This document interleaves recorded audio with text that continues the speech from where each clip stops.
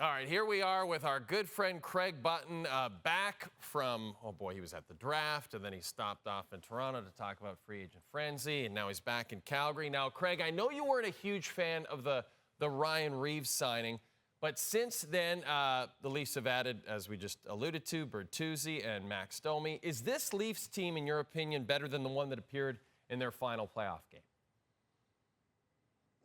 I don't know yet. I'm not ready to commit one way or the other. But I do know this. Brad Treliving was brought in to change the mix of this team. And, you know, there's players that went out, and now there's players that have come in. You know, when you look at Tyler Bertuzzi, I mean, he's a rugged winger. He can make plays. He's a smart player. He can play with good players. So that changes things. You bring in Max Domi. He can swing through your lineup. He can play in the middle of the ice. He can play on the wing. You know, he can skate, and, you know, he's competitive. And I agree with Brad.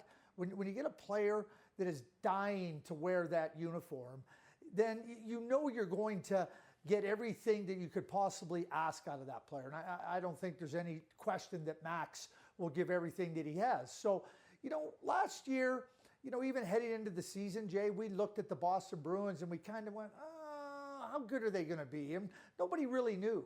Well, they had the best season of any team in the history of the National Hockey League. So for the Toronto Maple Leafs, you add Klingberg, you add Reeves. For Brad Treliving, if they had had success with the previous mix, he wouldn't be here. He's here because he has been asked now to change, I'm going to use his phrase, the DNA of the team. He talked about it, and that's what they need. And, you know, I don't think he's finished. I think that he wants to get bigger and stronger and weightier on the blue line. And I think now that he will continue to work towards that end. But that's the mandate for Brad Treliving coming into the Toronto Maple Leafs. And now you saw the players go out on Saturday, July 1st, and now you're seeing the players come in. It's not just about one day. It's about what gives us a chance to change our mix, and number two, to continue to move forward when you want to have success, and that's playoff time. All right, well, there is some bad news, too, potentially. Chris Johnston, our hockey insider, said on his podcast Monday that negotiations between the William Nylander camp and the Toronto Maple Leafs are not going well, Craig. Nylander, according to CJ, wants something in the range of $10 million a season. The Leafs' initial offer started with an 8. Craig, we know that Nylander is a patient person. He waited out the Leafs on that last contract and got exactly what he wanted on the last possible day. So I guess my question to you is, where do you think this negotiation is headed? Well, it's the beginning of a negotiation. And let's not forget that William Nylander submitted a 10-team list that he would go to. So now William Nylander has a lot of control, and Brad Treliving, there's teams that he can't trade William Nylander to. So that limits Brad Treliving in terms of what he could do in a trade. But I mean, this is old. This is a normal story with respect to negotiations. William Nylander looks at it and says, here's how I produced. The cap's going up next year when his new contract would kick in. The team is going, well, you know, it begins with an 8. I mean, I have to believe that everybody is saying that Timo Meier is a good comparable, and it probably is. But at the same time, I don't think there's any reason for concern. I don't think there's any reason for anybody to be, wow, what does this mean? I mean, William Nylander is a good player, and Brad Treliving knows that he's a really good player. So, you know, you work through it, and at the very least, if William Nylander starts the year with the Toronto Maple Leafs, then that's okay. The more good players you have, the better chance you're going to have to be successful. And William Nylander is a really good player, and arguably their best playoff player the last 3 or 4 playoff seasons. Yeah. And Brad Treliving knows that. So, you know, you get into the back and forth of negotiations. I want this, you know, the team's offering that. I mean, that's just part and parcel of negotiations. And when you're talking about good players, that's what you hear. And I don't think it's unreasonable for William Nylander to ask for $10 million a year. I don't think it's unreasonable for the Leafs to offer something that begins with an 8. Now you continue the dialogue and see where it could work and everything. But here's the upshot, Jay. Here's the upshot. They're talking. Yeah. That's good. Yeah. There's teams that just say, we're not going to talk and we're moving on and we'll try to find a place for you. That's the upshot of what's happening right now with the Leafs and William Nylander. Well, and the other issue, Craig, is that the Leafs are now $8 million over the cap as of this moment. Now, they will have another chance to buy out Matt Murray, but it's dependent on Ilya Samsonov electing for salary arbitration by Wednesday at 5 o'clock Eastern time. That's too much for me to understand, my little brain. Can you please explain that to us? Your brain is not little, Jay. It's a part of the CBA. I mean, the CBA is a very, very voluminous document.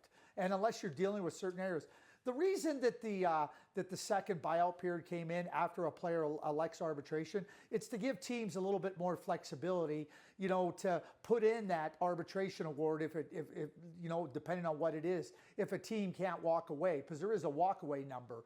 But this is put in that if you're faced with arbitration and you got to find a way to make cap room, to create space and get to the limit, well then that's what it's brought in for. So Ilya Samsonov, if he does elect arbitration, then the Leafs will have an opportunity to buy out any number of players. But I think that all signs point to Matt Murray being the guy that they would look to buy out if Ilya Samsonov files for arbitration. But that's the rationale behind that particular part of the CBA. All right, let's try to make the rest of the country happy and talk about someone other than the Maple Leafs. Let's talk about the Winnipeg Jets and Connor Hellebuyck, Craig, specifically.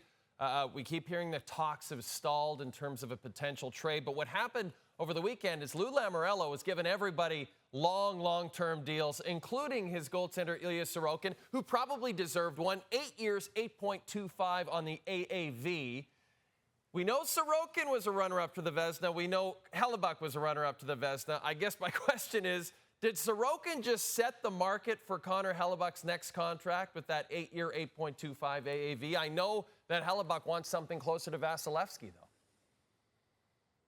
Well, I mean, Hellebuyck's won a Vezina also, so let's keep this in mind. Yep. That you're looking at a Vezina-winning goaltender. And, I think Vasilevsky, sets the bar. Again, the cap's going to go up, and it's going to go up when Connor Hellebuyck's new contract kicks in. So you're trying to manage that. Teams are trying to manage it. The teams also know that the cap's going to go up considerably beginning in the 24-25 season. But Ilya Sorokin is a top goaltender. There's no question you can put Connor Hellebuyck in that class of goaltender. So does it set parameters? Absolutely, it sets parameters. And now it comes down to where is a team that could fit Connor Hellebuyck in. Maybe for Connor Hellebuyck, 8 years might be a little bit rich for a team, but maybe the dollar figure isn't. Maybe it's more about term right now. But I think that the Ilya Sorokin contract is a strong comparable for Connor Hellebuyck and what his expectations could be. Okay, Craig, one thing I love is Pierre Dorian's facial expressions. I just love them. He's so funny to me. I think he's terrific. Here is Pierre Dorian, the Ottawa Senators GM, on Saturday, updating us on the Alex DeBrincat situation. There's varying degrees of interest. If probably teams call, we get close to a deal, I give them permission. Sometimes they're not ready to pay maybe the term that we're ready to pay. And that's just it, Craig. Like, as of this moment, it seems like the Sens are the ones offering the most term for DeBrincat, but he doesn't want to be there. And it seems like we're running out of teams that he could potentially go to. We know Detroit had a whole bunch of business over the weekend. You wonder if that took them out of the DeBrincat sweepstakes. Where do you see this going? Do you think it's possible that DeBrincat could just be back with Ottawa next season? Well, I think that's a significant reason why the Senators chose club-elected arbitration. They know by taking that route that they get Alex DeBrincat under contract and can play for them next year. I don't think Pierre Dorion has to be in a rush to trade Alex DeBrincat. I don't think Alex DeBrincat wants to hold out. I think he wants to continue to prove that he's a good player. He's reached that point in his career where, you're looking at your future and it looks very, very lucrative for Alex DeBrincat. But right now, again, a tight cap, where are teams at and looking at that particular type of player. But make no mistake about it.